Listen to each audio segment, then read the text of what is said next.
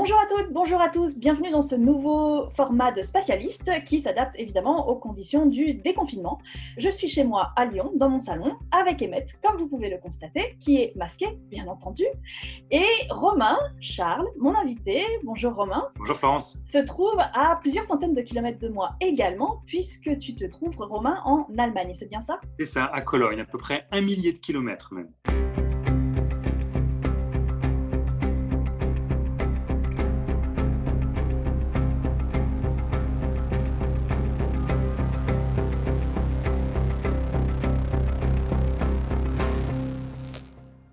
Je voudrais savoir quel est ton métier actuel, qu'est-ce que tu fais, où tu travailles? Alors aujourd'hui, je travaille au centre d'entraînement des astronautes à Cologne, en Allemagne donc, et je suis ingénieur support des astronautes européens. Donc derrière ce nom, en fait, mon rôle est de faciliter la vie quotidienne des astronautes pour que eux puissent se concentrer sur leur mission. Donc c'est plein de petites choses qui vont de la nourriture spatiale jusqu'à accompagner l'astronaute ou sa famille lors des campagnes de lancement, que ce soit à Baïkonour, comme dans le passé, ou en Floride, avec les nouveaux véhicules qui vont bientôt partir de Cap Canaveral ou de KSC, du Kennedy Space Center. 3, 2, 1, 0. Ignition. Liftoff of the Falcon 9 and Crew Dragon. Go NASA, go SpaceX, Godspeed, Spot and Doug. Alors, on t'a vu sur les images du retour de Thomas Pesquet de sa mission dans la Station Spatiale Internationale, puisque tu as tenu à porter le siège sur lequel il se trouvait quand il est sorti de la capsule.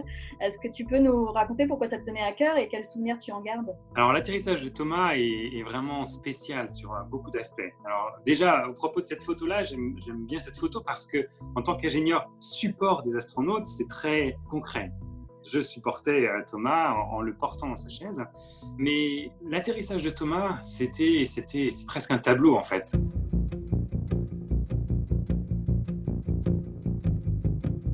Thomas Pesquet revenait de sa mission et je faisais partie de l'équipe opérationnelle qui était là pour son retour. Donc j'avais un rôle à jouer en tant que support des astronautes. Typiquement, j'avais un téléphone satellite pour pouvoir communiquer avec ses proches, j'avais le sac avec ses affaires, enfin voilà, plein de petites choses de crew support.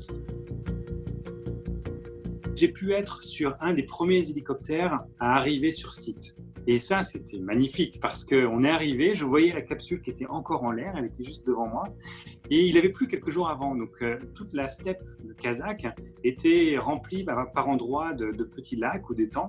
Bien sûr, on craignait, on se disait, mince, si la capsule tombe dans cet étang, on savait ce qu'on devait faire, mais ce n'était pas idéal.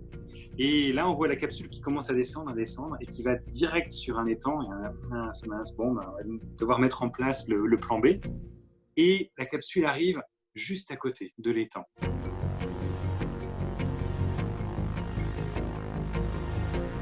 Du coup, super, l'hélicoptère atterrit et là, tout le monde commence à s'affairer. Moi, mon travail commence un peu plus tard, donc j'ai pu marcher tranquillement jusqu'à la capsule.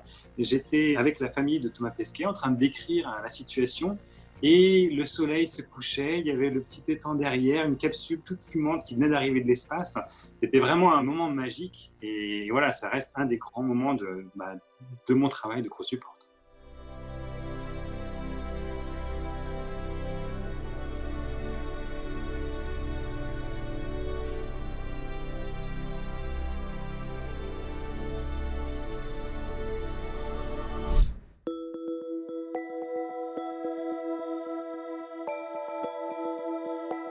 Tu as fait partie de l'équipage de 6 personnes qui a participé à la mission Mars 500, donc il y a une dizaine d'années.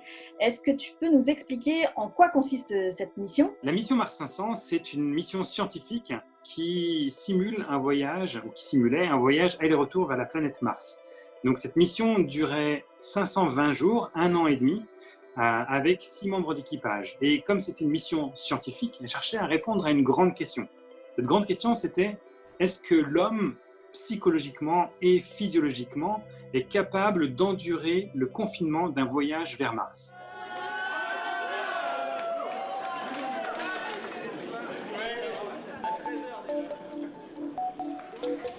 Pour répondre à cette grande question, on a passé ces 1 an et demi avec ces 5 autres gars avec pour but d'essayer de survivre, de ne pas s'entretuer et de travailler toujours efficacement.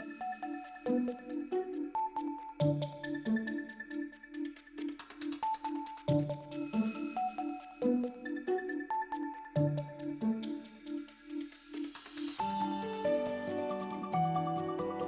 mission Mars 500 a été un succès parce qu'on était 6 lorsqu'on est rentré, on était toujours 6 lorsqu'on est sorti 1 an et demi plus tard, et toujours à travailler efficacement ensemble. The first crew member, crew doctor Sukhrop Kamolov, the French crew member, Roman Charles. Nos journées étaient divisées en 3-8, 8 heures de sommeil, 8 heures de travail, 8 heures de temps libre. Et notre travail, en fait, c'était des expériences scientifiques, puisque c'était une mission scientifique. Donc, on avait plus d'une centaine d'expériences que l'on faisait et refaisait tout au long de ces 1 an et demi, puisque les scientifiques voulaient voir une évolution de nos interactions, de notre cognition, de la façon dont on apprend des choses, est-ce qu'on apprend mieux ou moins bien après un certain temps en confinement. Et la physiologie, c'était comment est-ce que notre corps réagit, puisque nos modules dans lesquels on a vécu pendant ces 1 an et demi, il faut imaginer 3 grands cylindres métalliques hermétiquement clos, sans aucune fenêtre, pendant 1 an et demi. And here's Alexei, ready to continue cleaning the floor. And here's Roman, cleaning the microwave oven. And look how the floors are now shiny. Sukrov is now taking care of the bathroom. Hey Sukrov. He's listening to music. Oh yes, yes, yes. Juste pour donner une petite saveur en plus, on simulait un voyage aller-retour vers la planète Mars. Donc, après 8 mois de voyage, on est arrivé en orbite autour de Mars. Et là, on a pu s'arrimer avec notre atterrisseur martien qui nous attendait en orbite autour de Mars. Donc, on a eu accès à une nouvelle pièce, le module d'atterrissage martien, après 8 mois. Et donc ça, c'était génial, une nouvelle pièce. Et pendant ce mois autour de Mars, 3 membres d'équipage se sont mis en confinement, encore plus en confinement, on va dire, par rapport au reste de l'équipage, et se sont enfermés dans ce module d'atterrissage martien et sont descendus sur Mars, entre guillemets, et pendant 2 semaines, 3 fois 2 heures, ils sont sortis en sortie extravéhiculaire sur la surface martienne. Donc, il faut imaginer un grand dôme avec un peu de sable et quelques cailloux. Et ils ont fait tout ce qu'un astronaute, une astronaute ferait en arrivant sur Mars, c'est-à-dire planter un drapeau, dire une phrase pour la postérité et ramasser quelques cailloux.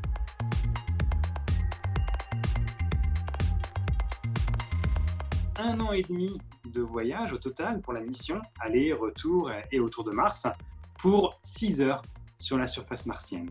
Le rapport est pas mal, je trouve. I'm on my way. I'm on my way. Home sweet home. Au niveau physiologique et psychologique, ça ne doit pas être évident. Est-ce que tu as mis du temps à t'en remettre? Tu as encore des séquelles aujourd'hui ou est-ce que tout ça, ça s'est délité dans le temps très vite après ta sortie des modules? Alors, il y a des choses qui sont revenues très vite. Mon poids, par exemple. J'ai réussi à perdre un peu de poids pendant Mars 500, faire du sport tous les jours, j'étais content. Je suis sorti à l'époque de Noël, c'était mort. Donc ça, c'est revenu très vite. Les séquelles, pas tant que ça. Je pense pas qu'il y ait de trauma qui soit resté. J'ai bien sûr gardé beaucoup de contacts, par exemple avec les 5 autres gars, on est toujours en contact les uns avec les autres. On essaye de se voir lorsqu'on peut, mais ils sont un peu tout autour du monde, donc c'est pas toujours facile.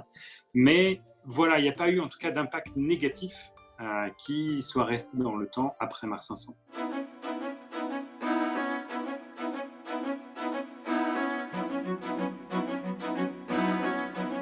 La moitié de la planète a vécu un confinement subi, contrairement à ton confinement à toi qui était choisi, puisque tu étais volontaire. Si tu as été confiné toi-même pendant cette crise du Covid-19, comment tu as vécu ce confinement subi par rapport au confinement que tu avais choisi de faire? Alors, ce confinement subi, j'ai l'impression d'être très chanceux. Très chanceux parce que ça m'a rappelé beaucoup d'événements qui sont passés pendant Mars 500. Donc, assez rapidement, j'ai remis en place tout ce qui m'avait aidé pendant Mars 500. Et par rapport à Mars 500, cette fois-ci, j'étais confiné avec ma femme et non pas avec 5 autres gars. J'étais confiné, mais j'avais Internet. On ne simulait pas les délais de communication et voilà, sans contact direct avec l'extérieur. Là, je peux communiquer avec l'extérieur. Et en plus, j'ai des fenêtres, donc je peux regarder l'extérieur et sortir même de temps en temps, puisqu'en Allemagne, on pouvait sortir assez facilement.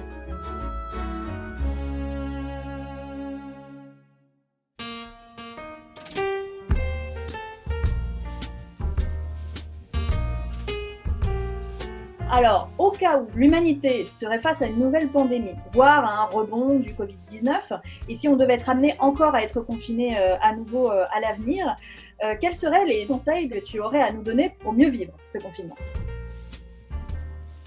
Alors, la motivation. Pourquoi est-ce qu'on fait ça? C'est vraiment important de pouvoir s'y raccrocher. On fait ça pour une bonne cause. C'est vraiment pour protéger ses proches, ses voisins. Deuxième point, c'était un conseil qui m'a en fait été donné par un collègue qui était un ancien sous-marinier et il m'en a donné 2. Le premier, c'était « sois toujours occupé ». Il faut toujours que tu aies quelque chose à faire, trouve-toi des activités, surtout pour la partie temps libre, même si c'est lire un livre ou regarder une vidéo, pour ne pas te retrouver à t'asseoir sur ton lit et à commencer à broyer du noir, parce que c'est là où ça commence à devenir plus difficile. Le deuxième conseil qu'il m'avait donné, c'était de toujours garder un cycle jour-nuit régulier. Donc garder une routine régulière. Lorsqu'on commence à se décaler petit à petit, c'est là où on perd le contact avec son équipage, avec les autres. Et c'est là où ça devient plus difficile. Si on n'est pas en phase avec les autres, on ne peut pas communiquer aussi efficacement, aussi souvent. Un autre conseil que j'ai découvert grâce à Mars 500, parce qu'il y a eu des moments un peu difficiles, c'était de vivre dans le présent. Vivre dans le présent, ça veut dire, voilà, on a des choses à faire, on prévoit 1 ou 2 jours dans le futur, mais ce n'est pas la peine de réfléchir à la totalité de la durée du confinement parce qu'on n'a pas vraiment de prise dessus.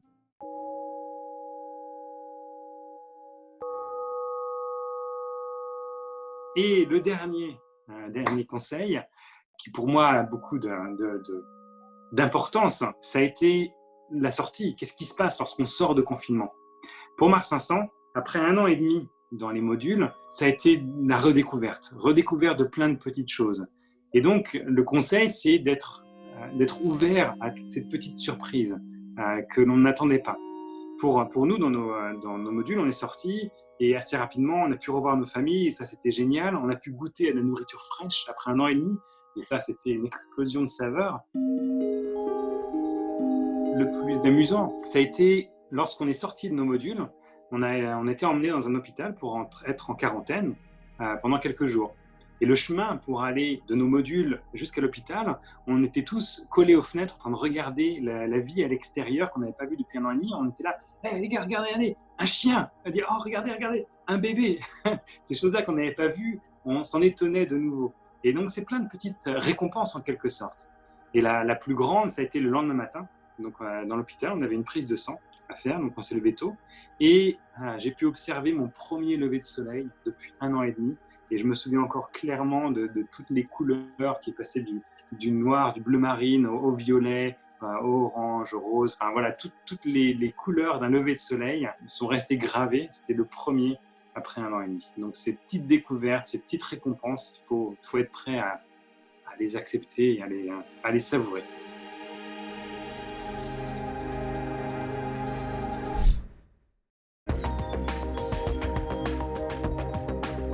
Est-ce que tu penses qu'en termes de psychologie et de composition d'équipage, les agences spatiales sont assez armées en termes de données ou d'expérience pour justement envisager des missions longues vers Mars? Je dirais qu'on est prêt. On a pu prouver déjà plusieurs fois qu'un équipage peut fonctionner pour toute une durée de confinement équivalente à un voyage vers Mars. Donc, je dirais qu'on est prêt. En quelque sorte, il y a d'autres problématiques qui sont toujours présentes, comme par exemple les radiations. C'est quelque chose qui reste très présent, qu'il faut étudier plus en avant. Il y a l'aspect apesanteur. Les effets sur le corps sont très étudiés dans l'ISS, mais est-ce qu'on en est encore au bout? Peut-être pas. Il y a encore sans doute de nouvelles questions à se poser et aller un peu plus loin dans les études. Il y a beaucoup de travail, mais à un moment, il faut prendre quelques risques. Je pense que les astronautes, en tout cas ceux que je côtoie, sont prêts à prendre ces risques, à aller de l'avant. Et toutes les personnes qui travaillent autour d'eux travaillent d'arrache-pied pour justement limiter au maximum ces risques pour, le moment venu, aller de l'avant et aller vers la Lune, Mars et encore plus loin.